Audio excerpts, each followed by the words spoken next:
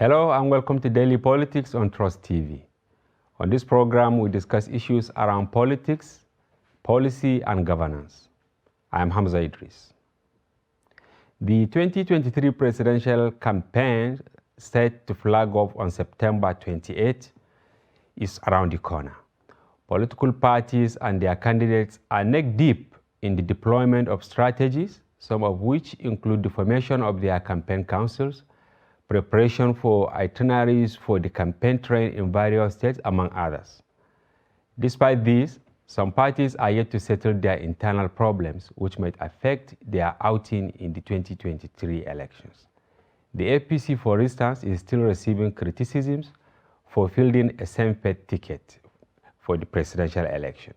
Just recently, Senator Smart Adeyemi from Kogi State said that he will sponsor a bill to ban same-faith presidential ticket in Nigeria.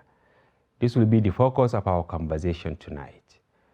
We'll take a short break, and when we return, the discussion commences. Don't go away.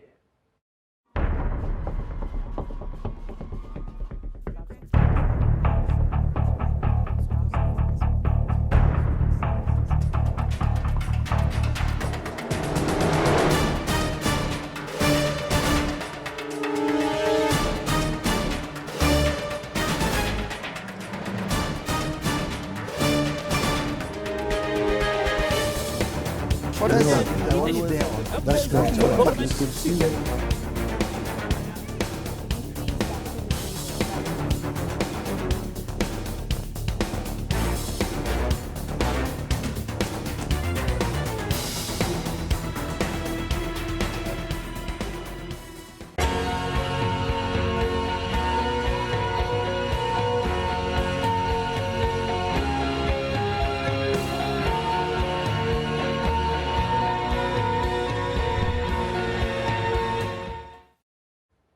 Welcome back.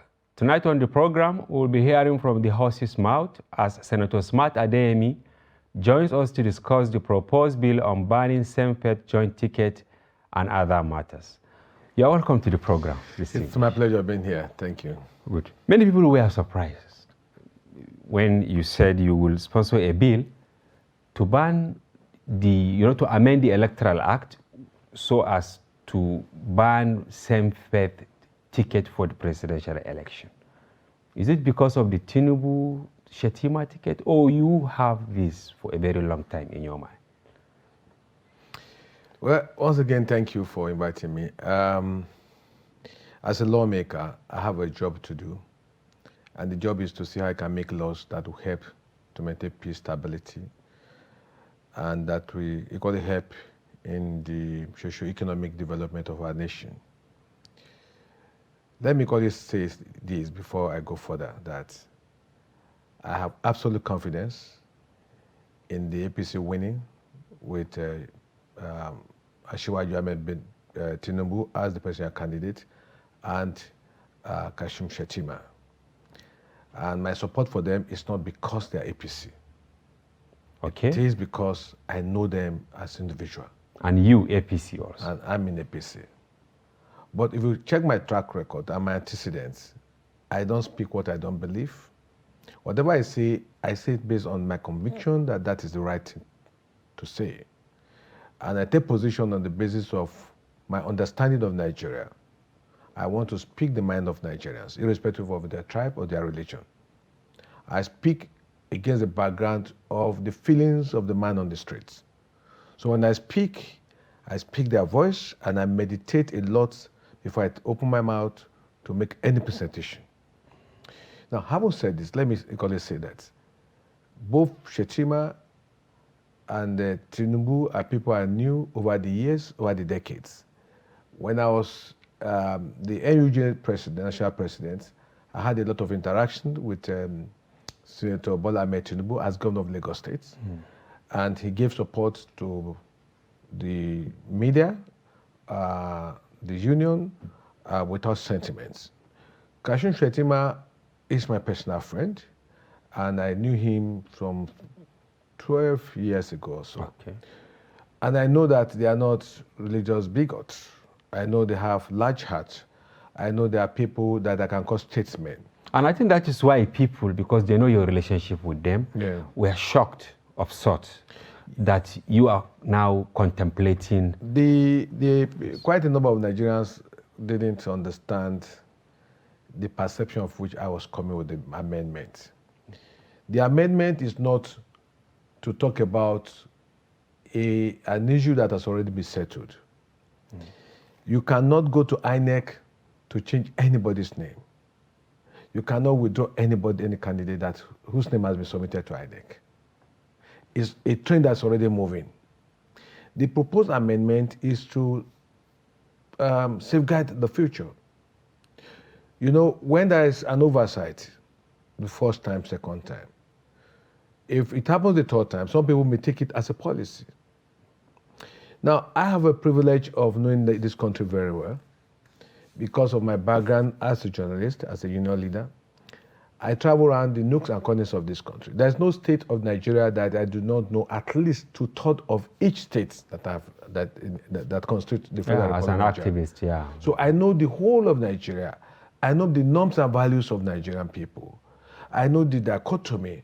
I know the religious spread of this country. And let me give you a summation here for the first time. There's nobody, no Nigerian, can tell me that Muslims are more than Christians or Christians are more than Muslims. If there's a situation where one is more than the other, maybe about 4 or 5%. Because many Nigerians today who are politicians, they are not leaders because they are elected, but that is not to say that they know the people that they are representing. That is not to say that as a senator of the Federal Republic of Nigeria, you know Nigeria. No. There are quite a number of my colleagues whose knowledge of Nigeria is limited to maybe their geopolitical zone at the best. But I have the privilege to have traveled around this country. And you know what?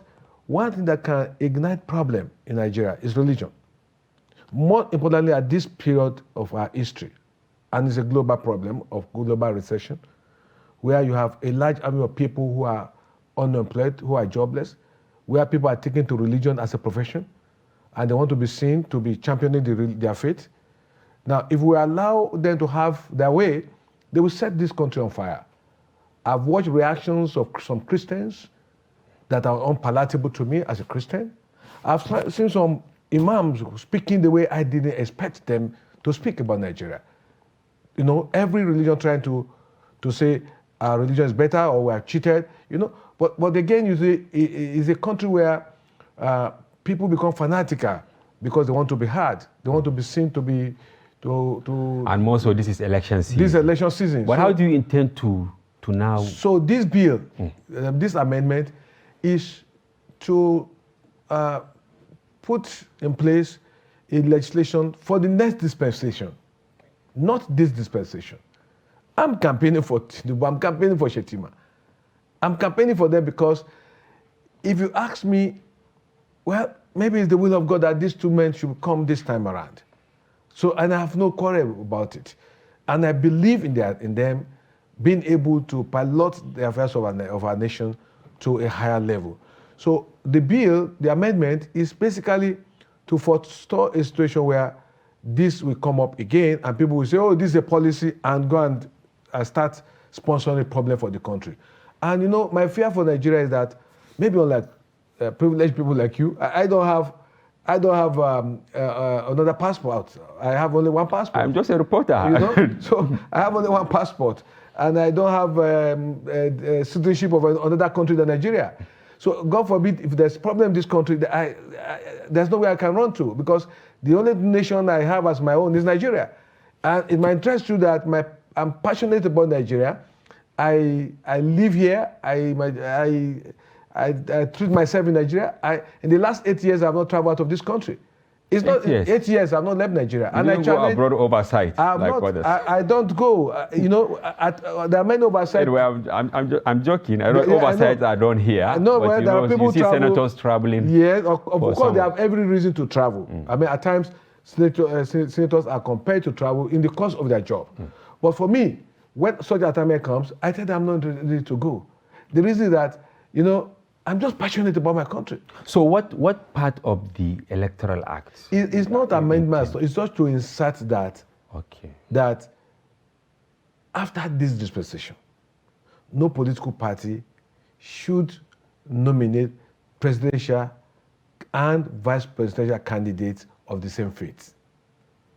You know, it's just to ensure that we carry ourselves together. See, in this country, when you talk about political issues, some Nigerians want to come with religion. And we will not give them room to cause problems for our country. Whether you're a Christian or you're a Muslim. Once every religion of the major religion is represented, then there's no noise. The only time you see Nigerians don't talk about the difference between their faith, or I'm a Christian, is a Muslim, is that when there's corruption. When people are stealing money in Nigeria, they don't talk about religion. Yeah, or ethnicity. You know? So they become one. Everybody suspend Islam, they suspend Christianity when they're stealing money. But when you talk about politics, then they start using religion to manipulate the masses. And get the votes. Get the vote. But will you get the buy-in of your colleagues in the Senate? You know, what makes what makes a leader is to be able to see what others don't see. When you come up with an idea, it may not die. An idea is to tell people the possibility of problems in the future or solution to the problems that may arise. So if I convince them and they agree, good for the nation. If they don't, a time will come when they write the history of Nigeria, they'll remember somebody had an idea. So it is not for people to agree with me that matters to me. What matters for me is for you to know that I could see a problem later in the future. Because a time could come, we could have a Christian who can be president. And this president may want to say, oh, somebody did this before, I want to do it too. I want to retaliate. Or, you know, we are not equally wired on contemporary issues. Not every Nigerian reason to get to understand that once there's good government in place and there's good governance, nobody cares whether the man is a Christian or the man is a Muslim. Today we have a northerner as president, President Muhammadu Buhari. But do you know they have killed more northerners in Nigeria than they have killed in southern Nigeria? So how do you explain that? And that is why... So it's not the issue of where the man comes from. But when you have a large army of people who are taking to religion as a profession, and when you go around the blogs and the internet, you hear the utterances of some Nigerians, they are capable of setting the country on fire. Okay? There are already people moving around like a form of a demonstration. You can't know whether it's a campaign or it's a demonstration. You know? And you can see that there's a problem brewing. For a lawmaker, we have a duty to see how we can minimize such reactions. There are people of faith who are leading their followers to say, no, we have been robbed, no, we have been cheated, no, we are not going to agree.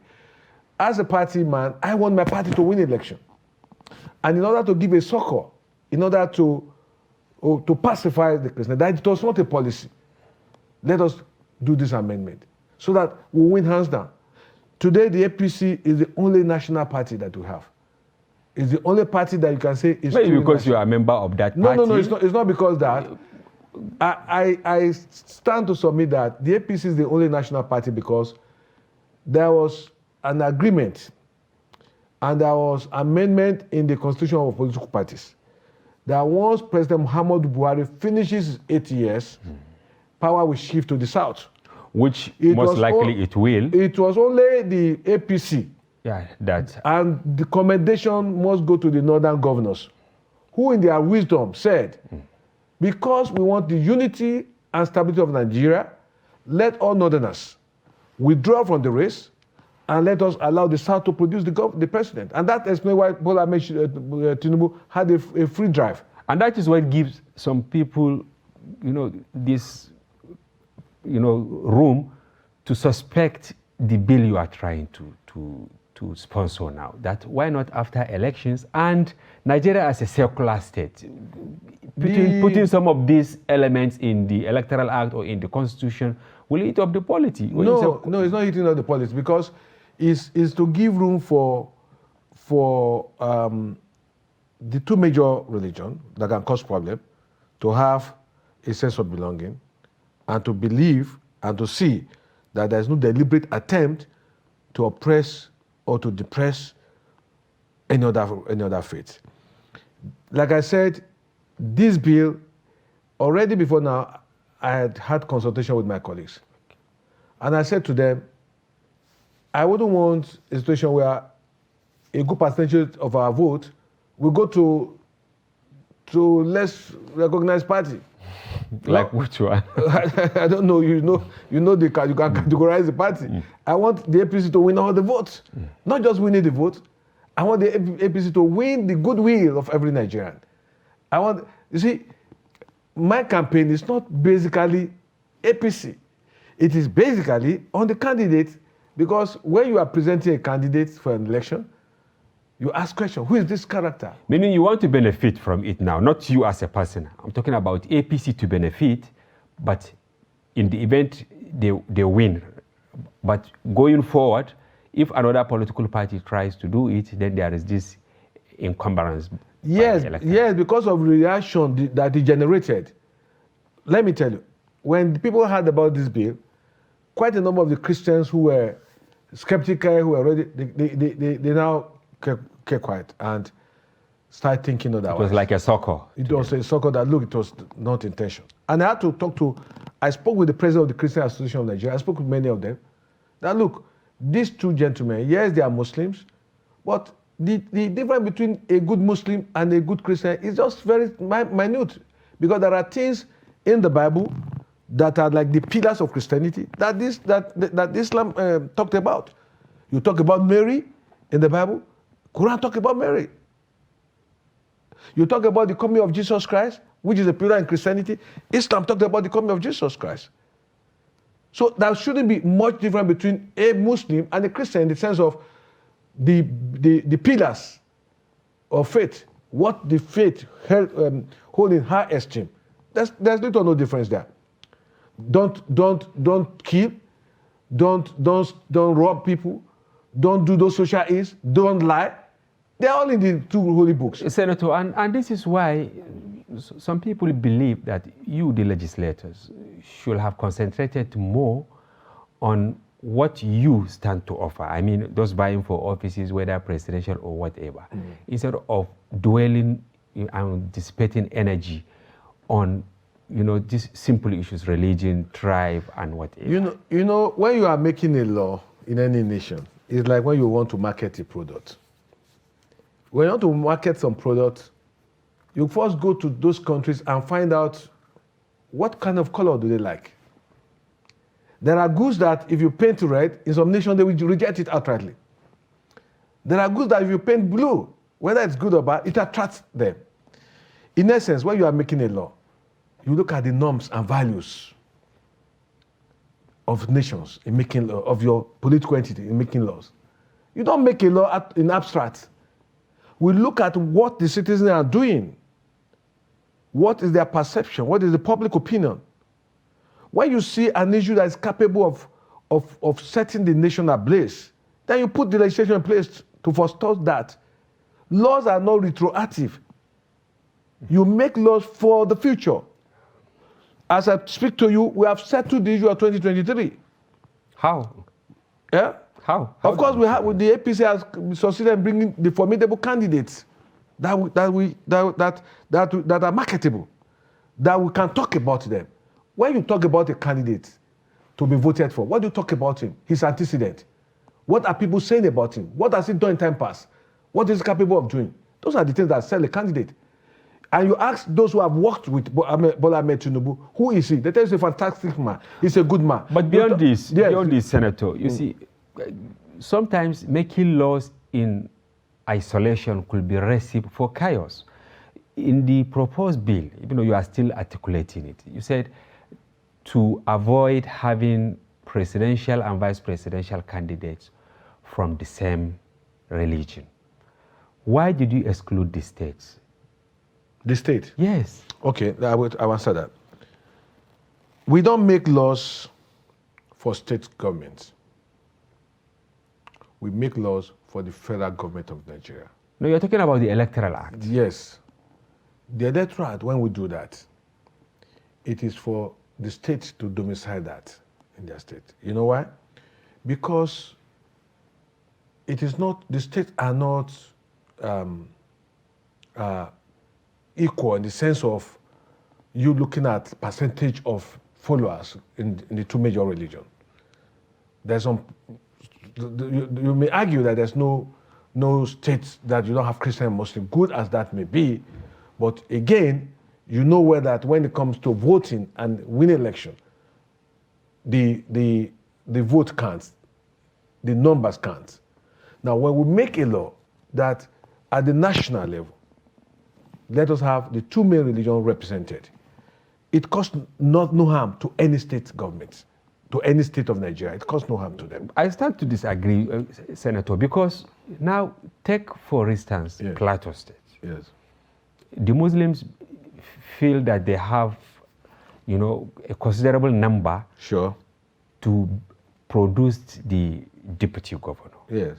If you go to probably Borno, Yes. sometimes people from the southern part, in terms of the capacity. I know, up to Biu. Yeah, now, if you go to Gombe also, Of course, yeah. we have quite a number of states. Yes. Now, even in Adama, quite a number of states. Yeah.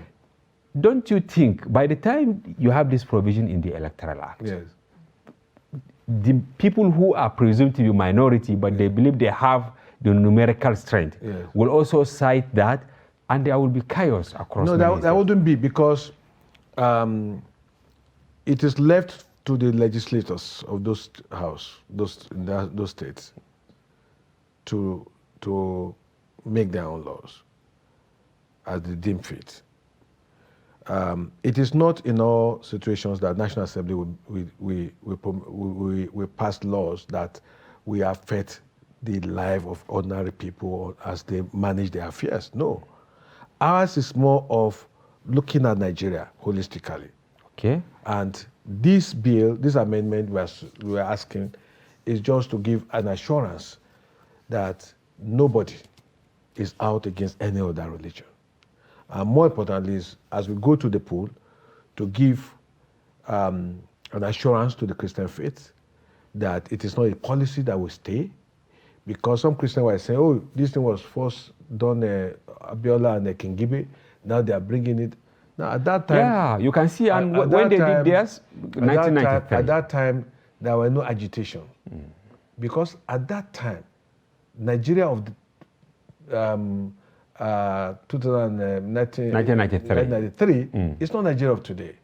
Why? Because there have been a lot of reactions on issues. There have been a lot of issues that are equally questionable. There have been some policies, there's been some steps taken that people felt this is wrong.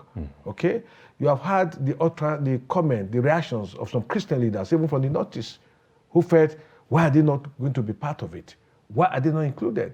But don't you think those agitations are self-serving? And is it not your fault, politicians generally, by capitalizing on these fault lines to get to where you want to get, rather than maybe talking about enhancing the welfare of the citizens? Let me tell you and this. issue-based let me tell you this. Yes. I'm speaking on the television station, and I will tell you the truth. See, it is not all politicians who have been elected ought to have been elected. In essence, it is not those who claim to be leaders to the actual leaders. Maybe the time we had the best of leadership of Nigeria was when we had people like Sardauna, Awolowo, and I'll give you a reason. Awolowo was a Christian, but he was one who mooted the idea that Muslims are suffering in the process of going to worship Allah in Mecca, and he came up with the idea of Muslim Pilgrims Board. It was Awolowo who started it. Are you aware that Sardauna of Sokoto appointed somebody, a father to me from my central district, as his principal private secretary, Pa Sunday Awoni? And before Pa Awoni died, the Bible he was using, Sardauna bought it for him from UK. And he told me he cherished this Bible. Said Sardauna bought it on one day to call him that you don't go to mosque, you don't go to church. Why are you a Christian? Muslim is a church, is a Christian. Then he said he was a Christian. He went to, when he went on one of his trips, Sadana brought a Bible for him. But I think he picked him first because of his competence, rather than his religion. But that is not to say there were no people who are equally as competent as Awuni at that time. Make no mistake, there were people. Look, last week, Kashim Shettima invited me for a function in Abuja here. And I got to his house. He said we should drive to his campaign office. And we got to his campaign office. What happened? And I met about 50 Christians in the house. I said, where are these people from? He said they are representatives of Northeast Christian of Nigeria. And I sat down there, and they started their prayers, and they quoted the scriptural verse. They quoted so many Bible passages, and said, why they have come is to thank him for what he did for Christians, Kashim Shettima, that he rehabilitated about 36 churches in the Northeast and assisted them. And every year while he was governor, he sent not less than 250 Christians to Jerusalem. That's Kashim. And I asked Kashim, why didn't you invite the media? He said, so that doesn't look like propaganda. Me as a senator, in the last 4 or 5 years, I've sponsored no less than 400 Muslims to Mecca. I'm a Christian, but I've sponsored no less than 400, I didn't say 100, not less than 400 Muslims to Mecca. Yeah. Why? Because a good leader must not be parochial. A good leader must not be looking at people from the basis of their religion. You look at the man by his content, his character, who he is. Because there are fantastic Muslims. There are terrible Muslims. But as there I are said, good Christians, there are bad Christians. Yes. So what I'm saying is that today you have many leaders who cannot differentiate between the character, the content of a man, but rather they look at people from sentimental point of view. But I think going by some of the issues I raised, yes, you may have some trouble convincing my colleagues, your colleagues, in the Senate. And you will also have to make reference to the House of Representatives, since you want to insert something in the electoral act. How soon do you intend to do this? Because we are approaching election, even though you say it's for the next election. This bill is not the amendment we are seeking. It has got nothing to do with what will happen. What we have done. Between now and 2023. No. Yeah. In fact, it's going to be clearly stated there. It's not the bill is without prejudice to all elections conducted towards 2023. So it's not about 2023 election. It's not, those ones have concluded, like I was the Ihu Bayan Hari. We have that one, the train is already moving. But beyond the press conference, nobody can stop the beyond train. The press conference you held, yes. I mean, have you started consultations? And is there buy-in from some of your colleagues? Yes, of course. There are some of them who believe what I'm doing is right. There's nothing personal about it. There's nothing I'm going to benefit there than I want to save Nigeria from trouble. And I can tell you that a good number of Christians who have called me said, well, so maybe this bill will let us believe that there's no any agenda. I said, no, there's no agenda. Let me tell you, Shettima didn't apply to be vice president. Shettima didn't beg to be vice president. I'm telling you authoritatively.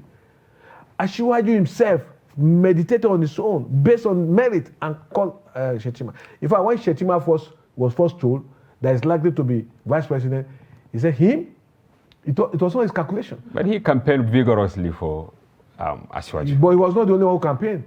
And there are equally competent people. There are equally competent people who are Christians, who are Muslims. But see, Asiwaju is not the man who look at the issue of religion the way Nigerians are looking at it. If Asiwaju he's a very fanatical. Maybe it's about winning formula. He wouldn't have allowed the wife to remain a Christian. He would have first converted the wife and the children to Islam. Asiwaju, I knew about 20 years ago. He's a very liberal man, open-hearted, kind, and he raised leaders. What Lagos is today was because of Asiwaju who came. Thank you very much, distinguished Senator. We will take a short break, and when we return, we will build from where we stop. Please stay with us.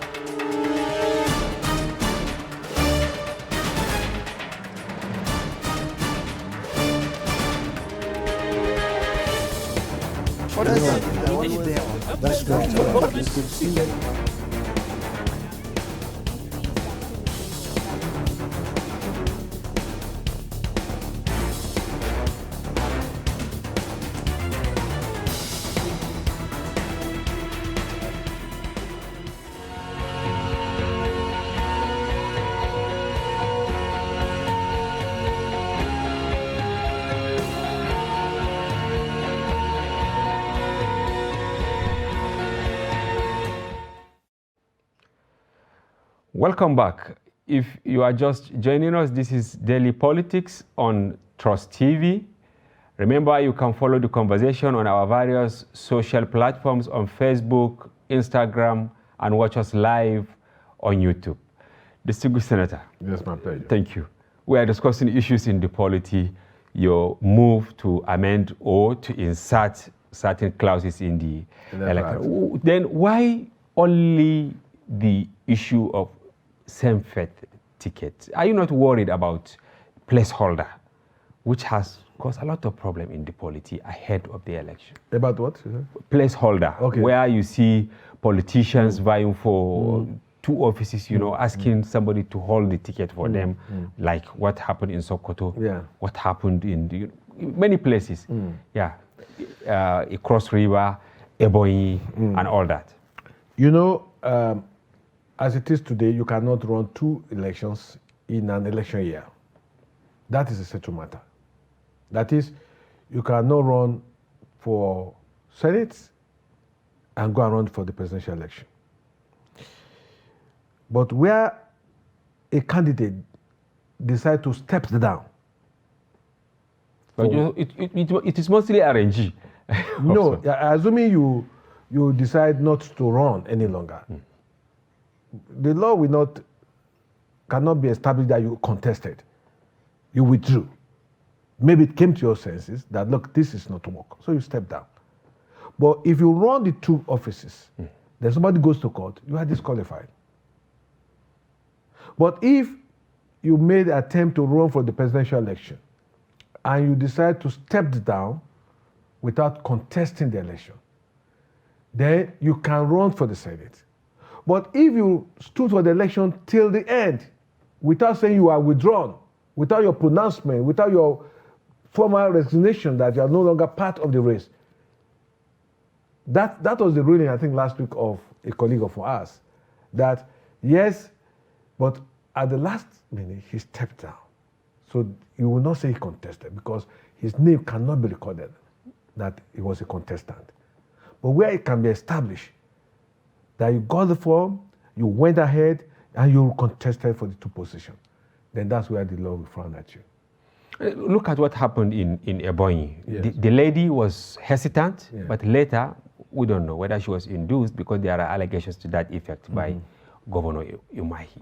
And in Yobe, Machina is still there. Yes. They are in court with the Senate president without prejudice to what is happening in the court. Are you not worried that some of these things are happening in your party, the APC?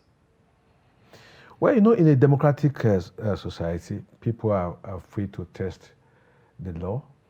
They are free to challenge issues because one of the hallmarks of democracy is access to justice without any fear, without any inducement. So if someone decides to take a case to court, it doesn't really matter whether it's an APC or not. It's part of the hallmark of democracy. It means we are truly democrat, we really practice democracy in the true nature that it should be. People must be allowed to have access to whatever they want to do as long as within the law. Where there's reason to question it, somebody goes to court. And superior arguments in court will prevail on the basis of the rule of law and what the law says. So for me, I don't feel bad that these issues are coming from my party. Because it is the ruling party. Because it's the largest party in Africa. So you can expect reactions and counter reactions. But what is important is that no man is oppressed, okay? Because everybody have access to the law, you know? And, you know, when you go to court, you prove your case. But again, a court is not just a court of law, but a court of justice and a court of reasoning. So if you go to court and you feel, yeah, you have a case, you prove it. So the court will look at it from the contents of what the law says, and the court will call it reason about your position, whether you genuinely committed an offense Or not. or not. So Yeah. if somebody decides to contest, and the last minute it occurred to him that this is not right, and he withdrew, as long as that offense was not committed, Yeah. you can't condemn him. Fair enough. Now, moving to other matters. Yeah. You wanted to come to the Senate for the fourth time, and you lost. What really happened? A popular senator, for that matter. You know, in this country, we profess Christianity, Islam, but in Nigeria, people don't follow the tenets of their religion. Where you are told to be fair and just to others. I was the DG campaign of Yaya Duza Bello, which enabled him to capture Kogi West along with his own central district. Yeah. At that time, it was assumed that the central, where the present governor comes from, will do 8 years, and somebody from the west, where I come from, will take over. Now, since the creation of Kogi State, nobody from Kogi West have ever been the governor. And the understanding then was that after these 8 years, they'll pick somebody from the west. Now, there were people who now went around and told the governor and articulated so many reasons why I should not be allowed to come back. Okay. Despite what you did to him. Well, you know, yes, in politics, the last minute, somebody who has been praising you may just overnight change his position. They were now saying that I was too outspoken, and that when I spoke about the insecurity in Nigeria, that it was in the Northeast that there were a lot of insecurity. But I should have said that Kogi was safe. Which you didn't. Which I didn't. And it was counted as one of my sins. But one other issue which the two said was that if I come back to the Senate for time, I'll be too powerful to be stopped from contesting for governorship election. So what they did on the day of the election was to come with 7 boxes with all the commissioners, the local government chairman, the ward chairman, the party chairman of each local government there, with a warning. If smart should win, you are sacked. So you were more or less rigged out, or what? Well, you know, in the North, when an event occurs, Or as a threat. somebody does something against you. When we were growing up in this northern region, what we say to Allah Isa. Yeah. So when you say Allah Isa, you don't want to talk about it again. Is that what you said? I told the president, Buhari, I said to him, I said, Baba Mukaukara Agabanka. I said, Baba, we brought this issue before you. If you act, good. If you don't act, I say, I am born a northerner. Baba, like we say, Allah Isa, Allah Isa, Allah Isa, Baba, Allah Isa. 7 times I said. May God recompense. I said it to Buhari 7 times. And he was shocked. I said, Allah Isa, except if it was done on the basis of fairness, justice. Allah Isa. If I can't wait, Allah Isa. But your body language in the aftermath of the primaries was that you will leave the party. No.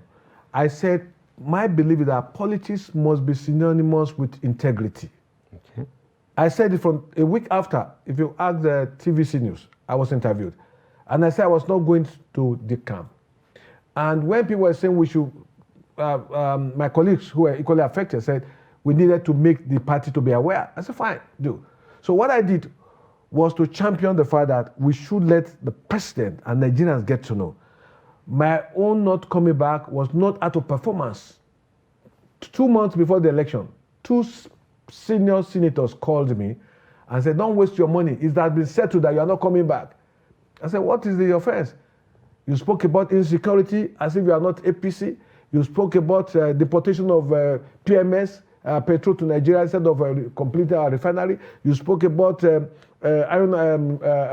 Iron and Steel Complex, that it must be completed. If not, we are failed. He said, and I spoke against the decision that time to buy mosquito net for 82 billion, and that you as a party man said, but my being a PC is not for me not to speak the truth, to liberate Nigerians from abject poverty. I have a responsibility before man and God to speak the truth all the time. You see, I've made the party to know that you cannot have all of us keeping quiet. So I remain in APC. Yeah. Today I'm proud to say I remain because I look at what the northern governors did. The northern governors saved Nigeria. But beyond politics, you see, your state, a big project there, the Ajaokuta. I want to link two questions here. Yes, Ajaokuta Steel Company is still rotting away there. Billions of naira being pumped or dollars. Now, around 2010, even though you debunked it, but you made a sweeping remark that legislators are corrupt, even though you denied it. What are you doing on that project, and are you still maintaining that position that legislators are corrupt? Because they keep going there for oversight function, and this is your state. Let me tell you, Iron and Steel Complex problem was not the make of APC. It was the PDP. No, I'm talking about general legislation and corruption. Yeah, you raised Ajaokuta. Ajaokuta was sold, purportedly sold by PDP, federal government at that time. And today, just of recent, I think about a week ago, the federal government succeeded in retrieving Ajaokuta back. But we were in that party that time, right? I was there, but I have the tapes where I spoke about it. My job is to speak to power that be. I have tapes on all the issues I'm raising now. I raised them 10 years ago. I was the first to move to sponsor a bill of death penalty for corruption. But guess what happened? When the bill came for the first time, and they said death penalty for corruption, I said yes. The Christians and the Muslims came together and said the bill, if passed, that some of us will be killed with that bill. And they got up to say that Iran was sponsoring me for the bill. Iran, they said Iran gave me money. Your colleagues? My colleagues, the Christians and the Muslims. That's what they were saying. Is that why you said they are corrupt? That's why I said when it comes to corruption, Christians and Muslims, they become one religion. Yeah? The Christian man forgets Islam. The Christian forget Christianity. When it comes to corruption, they come together. But when they want to deceive people and when they want to steal, religion doesn't matter. For me, I've been constant on what I believe. I believe that we should work towards improving the standard of living of an average Nigerian. I've told, just last week, I was 2 days ago, I was at the press conference, and I said I have appealed to President Muhammadu Buhari that he should use diplomatic channels to look at all the deposits, all the money that left Nigeria in the last 10 years, of all public office holders, their children, their wives, and get half of the money back to this country, and our economy will pick up. Will you be happy to leave the National Assembly without actualizing Ajaokuta?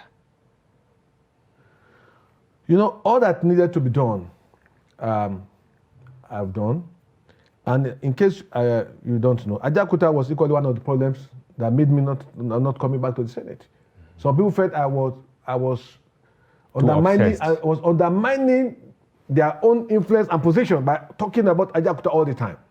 Ajaokuta is not in my Central district, but it's just 40 minutes drive, less than 30 minutes drive, to Lokoja, which is part of my Central district.